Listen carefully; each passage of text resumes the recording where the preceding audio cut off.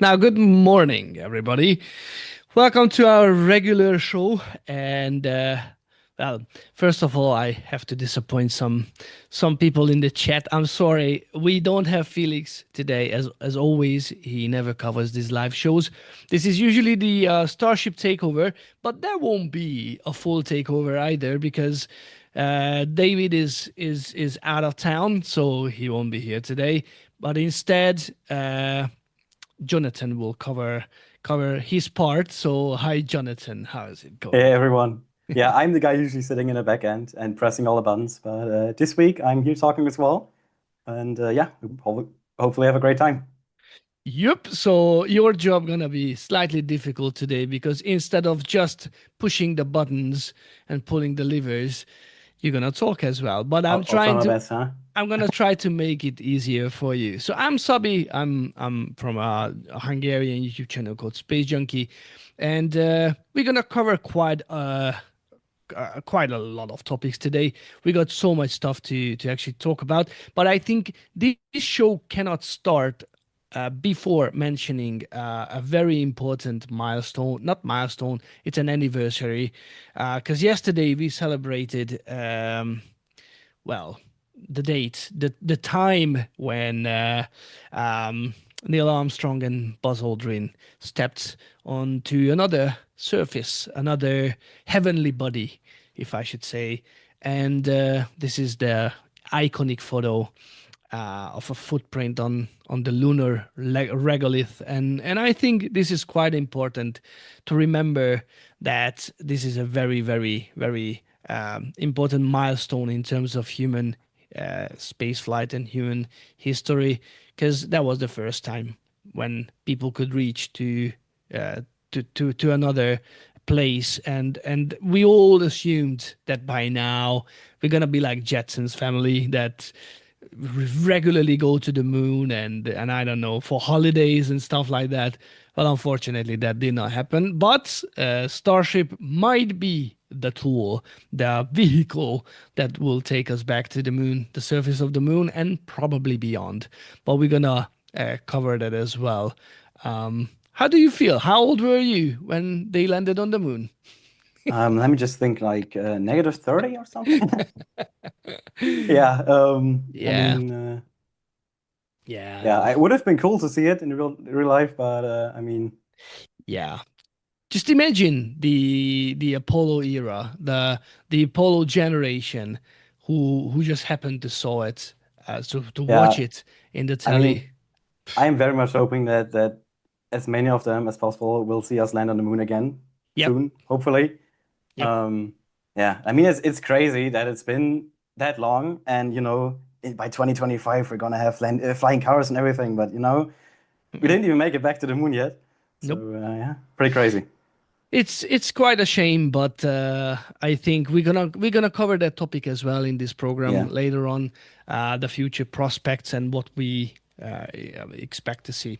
Anyway, let's focus on what's going on, because a ring has been put to its place because we're all expecting Flight 10 happening very soon, and well, let's hope so. We're going to cover in a second that exactly when the predictions are dating the launch time. But yeah, so this ring was it's like a fabricated ring for Pede, because as we all know, Messi's has been suffering some sort of damage, and they just not able to test those ships from the Messi's test site anymore, or temporarily. It's not, it cannot host those V2 ships, and it looks like that site never going to be able to do that anymore because they are focusing on V3s. So after the modification and all the restoration work, uh, they cannot just test the second generation ships there. So they are focusing now on pad A. I think we have a live view of that as well. yeah, here we go. Yeah. Now So yep. it's not the easiest to spot, but I might be able to zoom it in a tiny bit more. And then Hmm. on top of the OLM there, right where you can see the usual part end, it's a bit taller now, and that's the ring you just saw in the picture previously. Hmm. They mounted it there. Indeed. So this is how the ring looks in the air. So this is what happened on the 18th of July. So finally, they mounted this ring on top of the OLM on Pele, and thanks to Starship Gazer, we got these beautiful photographs. And and there's another one from RGV aerial photography. So this is from above, and they are heavily working on the uh, disconnect, the quick disconnect sort of adapter, because that's not really there to tank ships, right? No, not at all. And we can just switch back to the live view for that. So if you look to the left of the OLM, you can see the solid part. That's basically the quick disconnect that's used for boosters for basically every flight until now. Problem is with the new extension, the ship is way higher than that. And of course, the ship also has a way different fueling adapter than the booster has. So they basically just need to adapt it to fit a ship. And that's what you can see them building on top of there. Mm-hmm. And so we've been talking about this with David in the past, that we don't know exactly the logistic at the moment, how they're gonna manage this, because there are two V2 ships left. So that's ship 37 and ship 38. They are both being worked in the high bay and in mega bay. I'm sorry, high bay is no more. And um, so basically, these ones need to be tested, but every time they need to put this ring on and do the modification with the quick disconnect adapter. And the problem with that is there are two of these hardwares, and they don't want to test them together. So now they put the ring onto OLM, they're gonna test it, then they're gonna remove it. They remove the modification in the QD, and then they're gonna launch ship 37, and then there will be another way of another set of V2 booster and ship. So they need to move the ring back again and test it and remove it again. So it seems like a complicated Yeah. process. I mean, so the logical question here to ask would be, though, do you think they're gonna static fire both of them at once and then just basically park a ship The and then problem, continue with yeah, launching? yeah. The problem is that ship 38 is not ready, and ship 37 is not ready yet. So both of them are not ready for static fire. So at the moment they can. And of course, there is a question that should they wait for ship 38 to be ready for static fire test, or should they just launch, because they want to keep the cadence, which is gone anyway for 2025, because they are so much behind schedule. Very much, yeah. I mean, I think before the year, Elon said something like 25 launches this year, or Mhm. at least twice a month. Well, Yeah, we're that basically at that cadence. yeah, they have the permission to launch 25 times this That's the year. 25, yeah. Yeah, but definitely they are not They're anywhere very close far to away it. from that. Yeah, exactly. So this is the point when we ask people in the chat, or if you watch it later, in the comment, that what exactly do you think? What's gonna be the timeline or the logistics? Should they wait for both? Will they wait for both ship 37 and 8 and 38, or they just gonna go whenever ship 37 and it's pair that's I'm gonna say B16, yeah, booster 16. So that's gonna be the pair for the next full stack. Should they wait, or good question. Um, a sort of inside information is that roughly in kind of 5 days they might take ship 37 to the OLM. So probably they're not gonna wait for ship 38. I Yeah. have a feeling. Um, but it Yeah, I depends mean, on how one the preparation is going. one idea might be that they at least design the QD part in a way where it's either easily, like it's possible to just take it off for Mhm. launch, or it can just stay there and it's not gonna interfere with any of the other booster QD Mhm. operations or the launch. Yeah, but I mean the ring, they definitely did take that one out. Yeah, for sure. It took probably longer now because they had to construct it and fit check it, blah blah blah. Um, Probably that's why it took so long. But once the hardware is ready, probably is gonna go quicker, and probably they designed it the way that it's relatively quickly removable. So probably they just gonna remove it, launch flight 10 with ship 37 and booster 16, and then they just put it back on again. Yeah, we will see. We will see. It's Yeah. definitely an interesting timeline. For that, what we know for sure is that Elon Musk just tweeted or X'd these days. This is how you say it. On July 14, that launching again in roughly 3 weeks or approximately 3 weeks, which put us around early. First week of August, huh? Yeah, yeah. I mean, let's hope so. We will see. It's definitely gonna be telling that how they proceed with the hardware, because otherwise, if the static fire hasn't happened yet, then we know for sure. I mean, if like in 2 3 weeks, 2 weeks, week and a half, roughly, they haven't done the static fire, then I don't think that it's feasible the first week of August. So Yeah, I David mean this is is always saying half, half, so like mid-August. yeah. I mean it's this is an Elon time anyway, and we all know that usually takes a bit longer. But yeah, so probably mid of August. Yep. Seems pretty accurate. Yeah, yeah, I would go with that. Um, in the new area, so in the Mega Bay, they are kind of proceeding with the V3 version, but we cannot highlight enough. So, okay, first of all, we can already see ship 39. We can see ship 30, sorry, 40, 41. No, not changing. So now ship 41, 42, 43, and 44. So we can see that they are working currently on 6 V3 ship design, not design, model, test article. That's a lot. But it's so important to have flight 10 and flight 11 and being successful, because they desperately need some sort of validation. Yeah, that's the word I was looking for.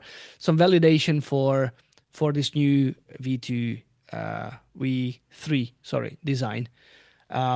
Because V2 design, I'm sorry, because yeah, that's what they gonna continue with in terms of the shape of the ship, because it's not tested yet. We all remember that we had ship 33 and ship 34. They both burned up in the atmosphere. And then we had ship 35. Am I good? Hold on. I might be wrong with the dates, but okay. So flight 9 was the one that was tumbling around. Yeah, so that was ship 35. And then 34 and 33 burned up in the atmosphere. Yeah, that's the right timeline. And 36 did not have the chance to prove the the shape, the design shape, the shape of the design, or how can I say?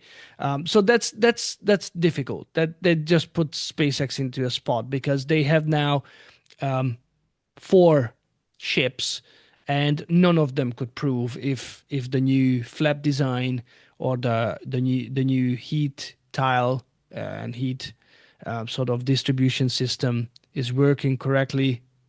And that's difficult, to be honest, to go full Yeah. steam ahead with B3 ship design. And I mean, I'm pretty sure 36 having a few problems at Massey's didn't help the whole situation either.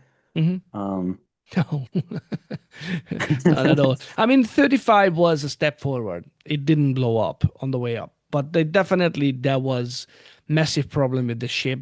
That's why it started sort of rotate yeah, and not tumbling not the around. outcome anyone was hoping for.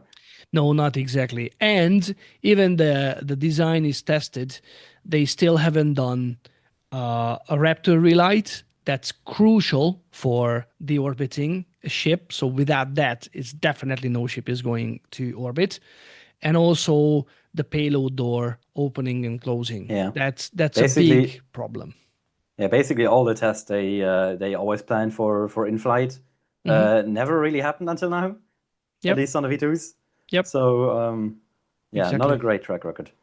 But let's highlight that this is only valid for the second stage. So for the Yes. first stage, that's not the case. So with the first stage, it's definitely they are doing very good. So if you look back in the into the timeline, I just try to put something, a nice photo, instead of this, just like that, for instance. Yeah, thank you. So apparently, at the moment with boosters, we are here. So flight 5, absolute success with the booster, landing it back to the OLM.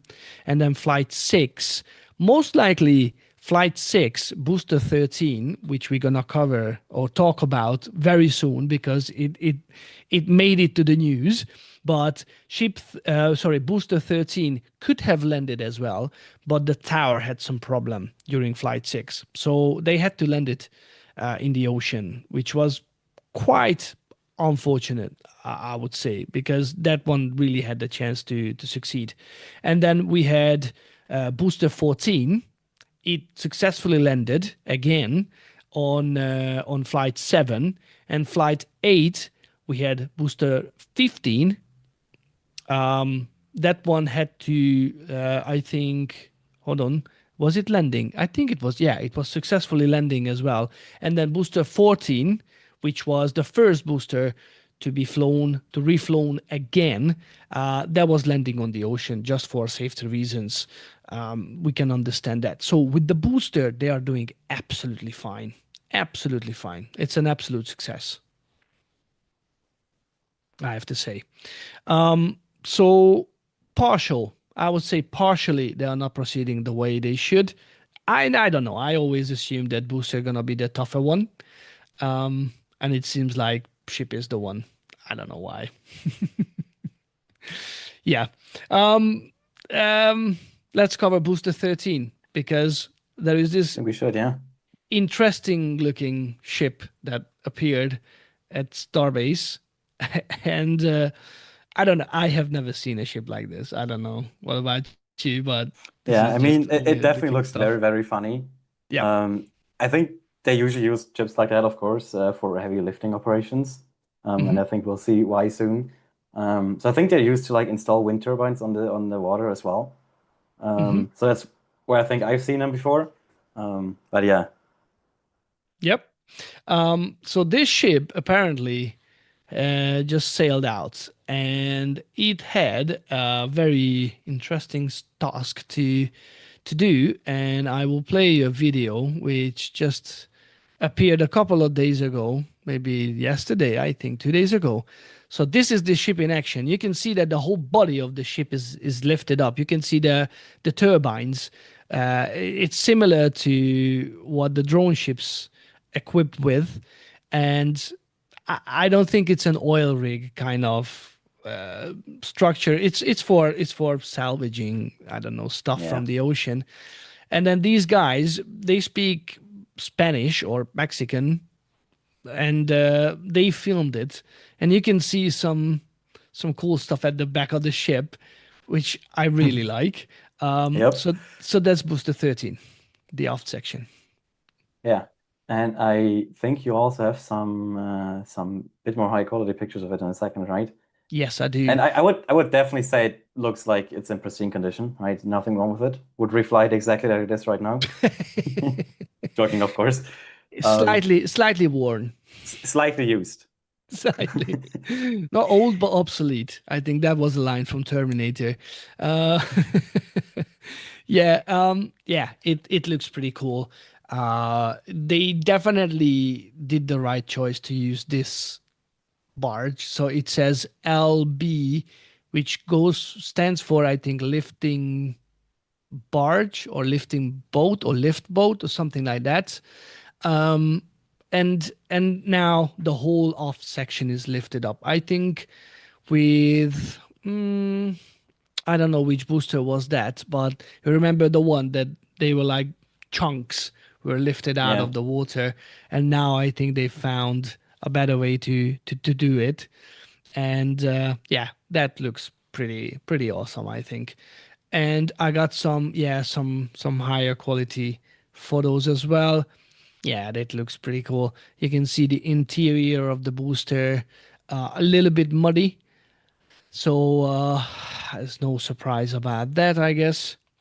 But it's pretty cool that they're actually getting this hardware out of the ocean, and it just looks so impressive, to Yeah. be I fair. mean, in the end, it's all just data for SpaceX. If they look at it, they can see what might have happened and went wrong. Of course, it's been sitting in the water for quite some time now. Hmm. So not fully sure if all the data they can get is up to spec and accurate still, but Yep. it's at least something, and it looks cool as heck as well. Indeed, indeed. Let's just remind ourselves that this flight happened on the 19th of November 2024. So it's 10 months been ago, now, yeah, it's been a while now. roughly, a bit less. Yeah. Yeah. Yeah. So probably it was already becoming a coral reef or some sort of fish shelter, and now they just made it not happen anymore. So yeah, the COPVs, they look good. Um, yeah, it's just a cool site that they are Yeah, this is a salvaging very it. cool one. And And you can let's see not, all the inner structure of the tanks there. It's pretty cool. yep. And let's not forget that this is not just sort of putting into a museum or such, but they're gonna learn a lot from this because they can now check all those boosters, sorry, all those Raptor engines at the back, which are covered. I think I didn't count, but it looked like almost all of them are there, at least from the video, or even maybe just a few missing. So I think, yeah, it's pretty cool. Um, so yeah, it's cool. Let me see the chat if there are any relevant questions. Um, so the Kurt says, if V3 works, why change it? That will need more testing. They want to fly missions ASAP. So at the moment, they are using. So they had success with V1, and then they had V2, but V2 did not have much success, to be fair, mostly because of these pogo effects, which rendered ship 33 and 34 to zero, and then we know what happened with 35, and then 36 blew up, not from its own fault, but due COPV failure. So they don't really know what's going on with the V2 design, and V3 is being currently made, so they have zero relevance on V3. And one cool photo I have to show you, because when we were talking about new hardware, they have spotted some new stuff related to the booster, the V3 booster, because this is the hot staging ring for V3 boosters. This is not gonna be removable anymore. This is gonna be integrated, and this is gonna be part of the booster itself, which I think it's pretty damn cool. It looks pretty damn cool as well. It is. Yes, indeed. So let's hope that they definitely gonna have relevant success to with this new design. I tried to show some renders on how the V3 booster gonna look like, because that's very impressive. And to be fair, just the fact that they're not gonna need to fit the booster with this new stuff, so with the hot staging ring, so you can see on the left, this is the old style, and that hot staging ring always had to be fitted onto the boosters, or instead they go full Russian and then they're gonna implement all those sort of solutions that the Russians have been using since ages, to be fair. So the Soyuz rockets, they look exactly like this since always. So yeah, let's hope that they will save some sort of time and mass, and also with the Booster 3. V3 version, they're only gonna have 3 grid fins instead of 2. So massive changes coming Instead of 4, right? instead of, yeah, 4. I think that's what I meant to say. Yeah, so it's gonna have 3 instead of 4, and now it's a full picture. Okay. Also, we forgot to mention Pet B is proceeding very well. I was about to mention we should probably hop over there again. You can also just Yes. see it on the live cam there. And yeah, we should switch to those aerial views from RGB photography. You can see way more there. Yes. So they are proceeding very well. They just fitted the housing and the the quick disconnect.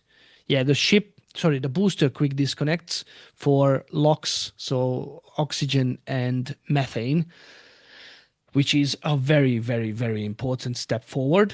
And hopefully, I don't know the timeline, but hopefully in a few months they're gonna be ready with this.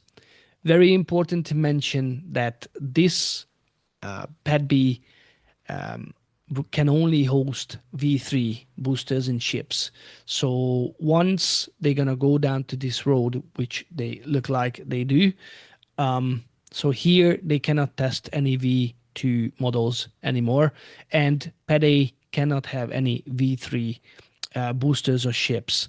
So once the generation change is done, then everybody is speculating what's gonna happen with Pad A. What is your guesstimate? What they gonna do with it? Is it ship catch only, or they gonna modify it and they're gonna have an exactly like a Pad B style, or your option Yeah, third? I mean, I'm pretty sure we'll have basically two options. I'm pretty sure the tower is to stay.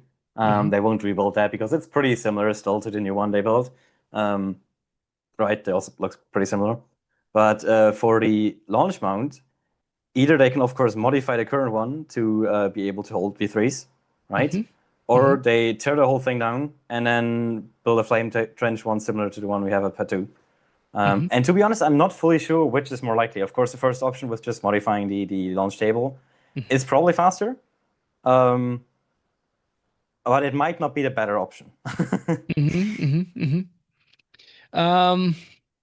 Yeah, it's a good question because do they really need here to launch pads? Because that's the big question. Is it enough if they're gonna have one launch pad and one catch only tower for boosters in ships? We will see. That's their call for sure.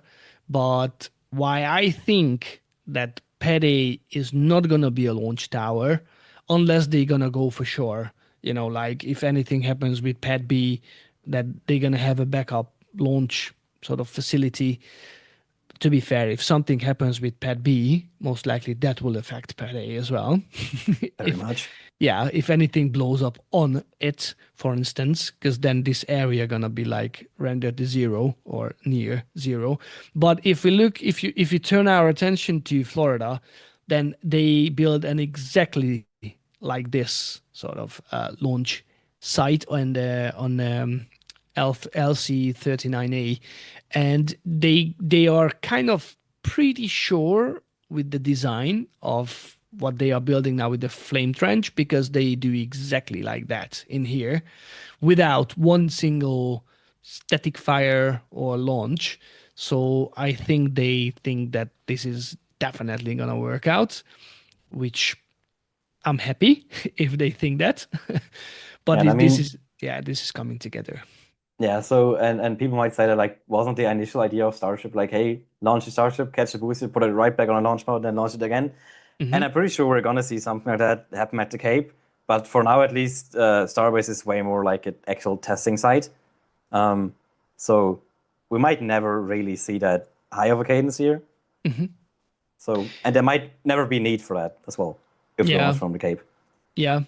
So this is the launch mount. I just wanted to quickly show at Kennedy. What you are mentioning, it's very interesting because the situation is that from Starbase, and chat, correct me if I'm wrong, but as far as I know, from Starbase, you can't really cover that many inclinations when you're launching stuff. So you kind of have one corridor that you can Yeah. go uh, to, and that's kind of Cuba, the Caribbeans, Yeah. that corridor, And I mean, and that's it. main reason for that just is that there's land and island in Hmm. every other direction. Hmm. And usually you would prefer to fly a rocket over water, at least for Hmm. the first big part of its journey. Hmm. And that's why Hmm. Florida and the Cape is so great because there's just ocean basically Yep. in many directions. Yep. Yeah, we had one episode when we covered that why Starbase was built here is because there aren't many good places around the states.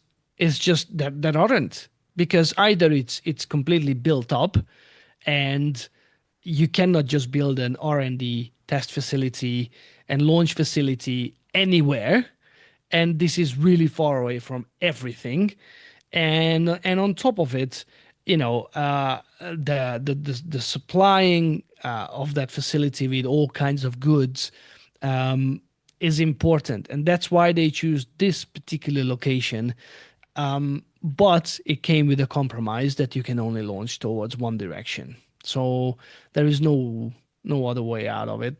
This is just how it works. They plan this big gigafactory, which is gonna be in terms of volume bigger than. um, nah, I quickly wanted to say the big building, the VAB, VAB or Jesus, the VAB, the vehicle assembly building. So it's gonna be bigger in terms of volume. So definitely they're gonna bring the production here to Florida, and this is where all the launch is going to happen. And Starbase just is just simply going to remain as an R&D facility. So I think that's the way forward. yeah. And I think less than ideal in the chat was asking if they would be willing to overfly past parts of Mexico and Central America in order to get to more inclinations from Starbase. And I'm pretty sure this is not really a question to ask SpaceX, but for the lawmakers, because it's just laws. SpaceX needs to yeah, what's the word for that? Yeah, basically it's just not allowed to Hmm. fly over those parts. So yeah, some laws would need to change for this to be allowed, or the FAA would need to make exceptions, etc. So yeah, this is very much not down to SpaceX, but Hmm. yeah, to the FAA and other parts of If government. if you ask me, it's definitely never gonna happen. Yeah, and I mean, Yeah, I cannot. yeah, I mean, we saw what happened and can happen to starships, where they need a block of multiple flight paths and whatever. Hmm. Um, so you very much don't want that to happen over land, right? And of Yeah. course, we're still in testing, um, but even, right? Never gonna happen. Never gonna. FAA never gonna allow it. If just think about it. What happens if something goes wrong and a big chunk gonna fall onto, I don't know, onto an inhabited land and just kill somebody or injuring somebody's property? Who's gonna damage? It's actually so funny. If you've ever been to yeah, you've been to Kennedy Space Center. You've done the Yeah, the bus extended tour. tour. Yeah, the bus tour.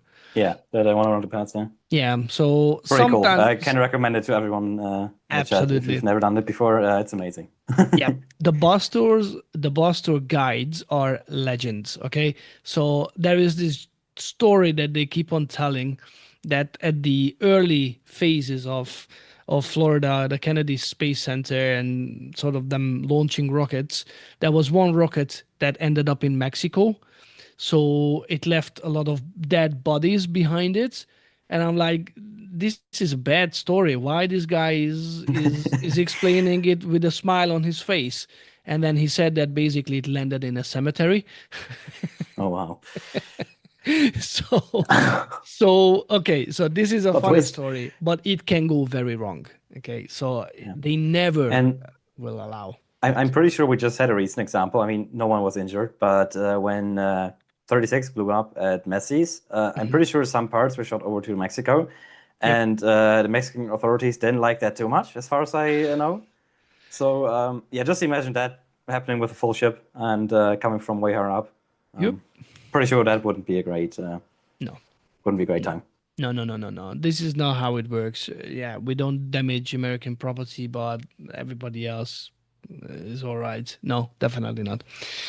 Um, yeah, so it's very interesting how it works, and uh, obviously there is a reason why so many people are cheering for the Starship program, because this is going to be something that hopefully really gonna change how we go to space and how we deal with our business, uh, mostly because of the volume that that vehicle is capable of. Um, the order of magnitude is the ultimate description of this program, because it will change the cost, um, the payload that you can launch to low Earth orbit, with an order of magnitude, at least with an order of magnitude. So that's the key for the human species to start doing something meaningful. We just had the Axiom 4 mission just ended, and there was a Hungarian astronaut, Tibor Kapu, on it, and they all safely landed. They spent 2.5 weeks in space. You will see where I'm going with this in a second, so bear with me.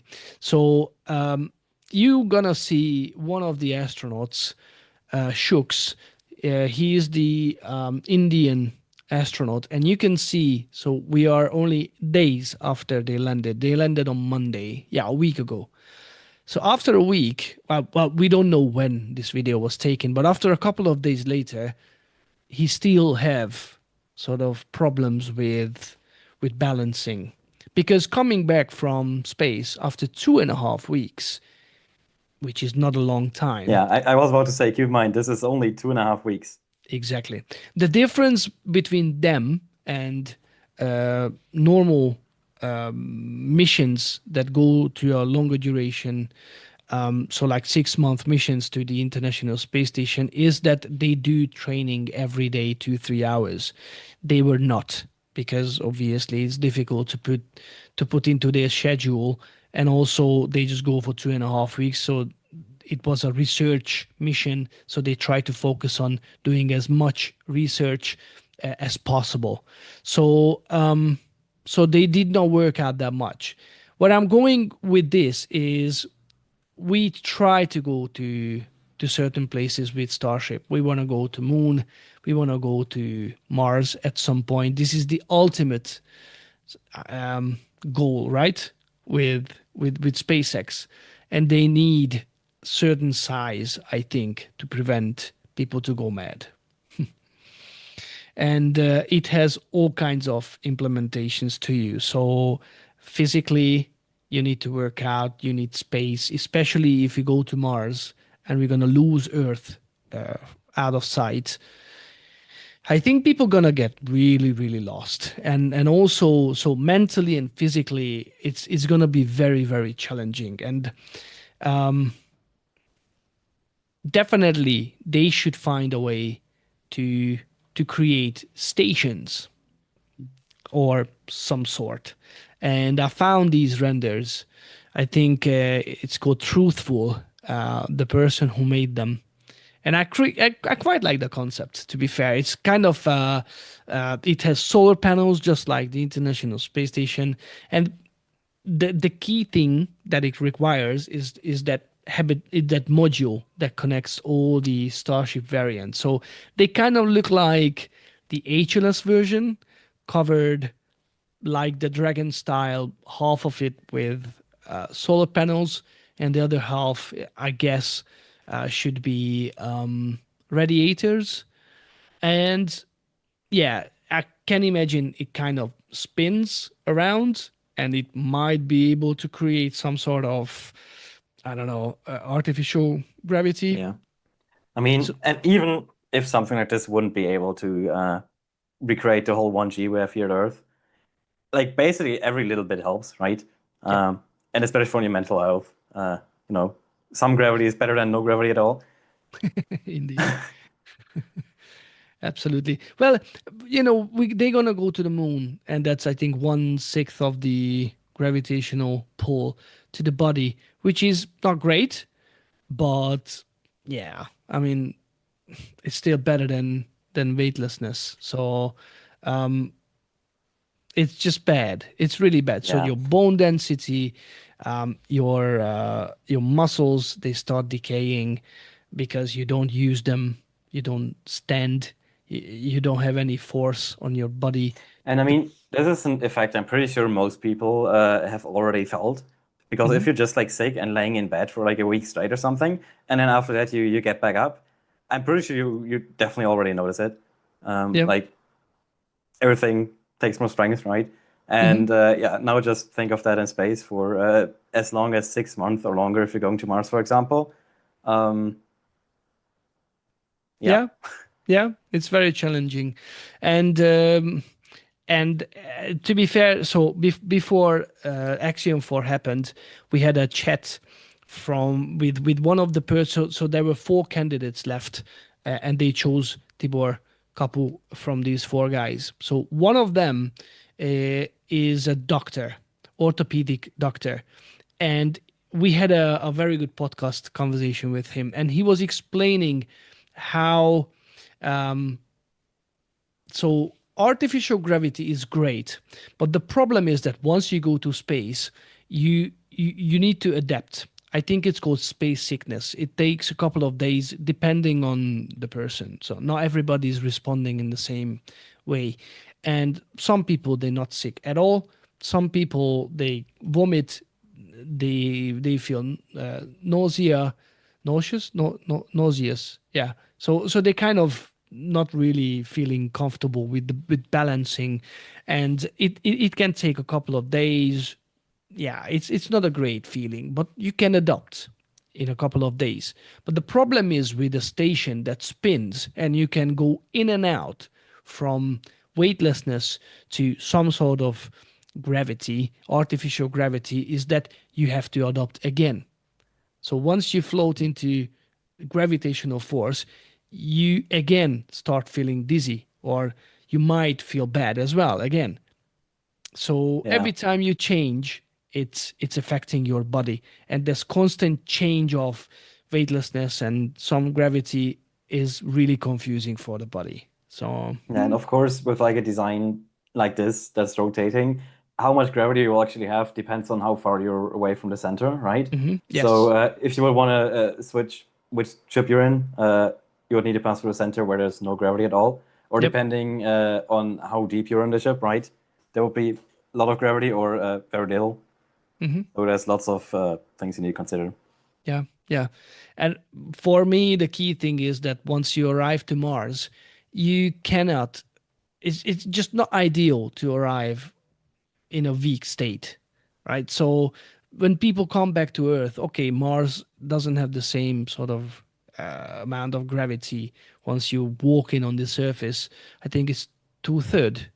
Help me out, one-third, two-third. I should know, but definitely it's less, but it's significant. And ideally, you want to arrive to another body fit, that you can do as much as you want and not being limited by your physical state. Yeah. So I think it's yeah, it's very difficult. It's gonna be a huge challenge. Some gravity is still better than none, but there's gonna be a huge challenge for sure, and I this will mean, happen soon. yeah, I'm pretty sure there was a design I thought was pretty cool as well, and that was at least a bit simpler than this. I don't think you have a picture of it, but basically there was the idea of just like tethering two starships, and then Hmm. just like rotating them around each other, Hmm. right? Yep. Um, that's like a very simple solution that would probably work. Of course, I mean it's not simple, right? But it's simpler than having a full station go to Mars, basically, right? Yeah. Yeah. Yeah, I thought Yeah. that one was pretty cool as well. Hmm. Hmm. Yeah, and we did not have too many, spacious stations ever. I mean, ISS is big, but it's modular, and it's not like a big space together. It's like different modules put together, and it's big. It's roughly inside as big as a 747, but we had Skylab, and Skylab was spacious. it was probably the only space station that was really, really, really spacious inside. Sadly, the story about it is that they left Skylab in orbit, and they were hoping that they're gonna start supplying it with the space shuttle, but the delays with the space shuttle program was so long that by the time it was finished, Skylab couldn't maintain the orbit. So yeah, that never happened. But inside, I mean, just imagine if it could have gone for longer, they could just walk around it, and it's so big inside. If you ever go to Houston, you will see there is a life size sort of scale model. It's really huge. Yeah. Yeah. And yeah, and if just to imagine, Starship is big compared to the ISS. It's massive. So that's why we cheer so much for this design, because we want it to succeed desperately, and that's why they need to pull the next two launches. Yeah, big words. The failure is not an option. I think it never has been said. It's just only in in Apollo 13, the movie. But yeah, we know it's iterative design. They keep on sacrificing certain prototypes to succeed, but there are big plans. And to be fair, just a little bit of current affairs. We covered it in the previous program that it looks like Artemis 4 and Artemis 5 will happen with the SLS rocket, and Lunar Gateway station gonna be built. This is, in my opinion, is not a good direction. This is old space spending so much money on stuff that's not essential for success, I guess. Yeah, I mean, there's many opinions Hmm. about the whole SLS and Artemis even, and I mean, yeah, it's expensive, very. Yeah, Yep. What do you I don't think? know. I What? mean, I like I kind of like SLS, right? I mean, it looks cool as heck, but like just saying, hey, let's keep it because it looks nice or it keeps jobs. Hmm. It's like, you know, the money could definitely be spent in another place and have a way bigger effect. Let's say it like that, right? Yeah. Yeah, Yeah. Usually the argument is that SLS is ready. That's the only rocket that can take anybody to the moon. But the problem is, my argument is that usually, or I would like to think that that's a good way to look at it, is that Artemis is designed the way that you have to have a ready Starship. So like a flight worthy full stack, the HLS version, it looks like it's gonna made from V3 ship design. Most likely it's not gonna be as tall as the proposed V3, but it's gonna be V3. And if you have it, then it will render SLS immediately obsolete. yeah. So as I mean, soon as they nail fueling, I just don't see the point. At the yeah, moment, I do, because they don't have anything else. but like the whole thing is, right? When we want to actually land on moon, we're gonna need an HLS, and the HLS will need to get to the moon somehow. Yeah. So, the whole question is why not just put the people in there in the first place, right? Precisely. I mean, the HLS is going to be a huge spacecraft, and I really don't get it. Why do we need a station around the moon? It's a cool idea, yeah. And if they could do it, why not? But with a spacecraft like the HLS version, you know, Mm, you have Orion, they dock together, they go to the moon, come back, dock again, and they come back home. And that's it. So yeah. why to complicate, and why pour so much money into uh, you know, a station around the moon? I Yeah, I don't mean, get it. in the end, we're not the ones making the No, no, decisions, no, no, right? no, definitely not. Definitely not. But there's definitely arguments for the Hmm. other side, I would Hmm. say. Yeah, I mean, if Yeah. you look at the picture we just had with the comparison for the Starship and the ISS, right? It's crazy how big it is. And yeah, then definitely the whole question of do you really need a gateway? Yeah. Yeah. I kind of agree with Alan Rose says they should use all the SLS rockets that are under construction. I absolutely resonate with that. So if they already started building, why not? I indeed. Um, the problem is that they had some problem with the heat shield with the Orion. Again, there are some people who are actually know their stuff and they talk about their safety concern regarding to the heat shield with the Orion spacecraft. But that's, I guess, I think we talked about it in an earlier episode. Yeah. Um, yeah, it's just difficult. Um, yeah, very good question again. Why do we need a 150-foot tall lander for two astronauts? Um, Valid. Again, it's Starship is not necessarily designed for landing to the moon. And I think a lot of people raising that question uh, after we've seen so many failures in terms of moon landing. Uh, it's enough just to think about intuitive machines. They had two failed landing. Firefly did it, but they did not try to land on the polar region. Polar region is very difficult. It's rugged.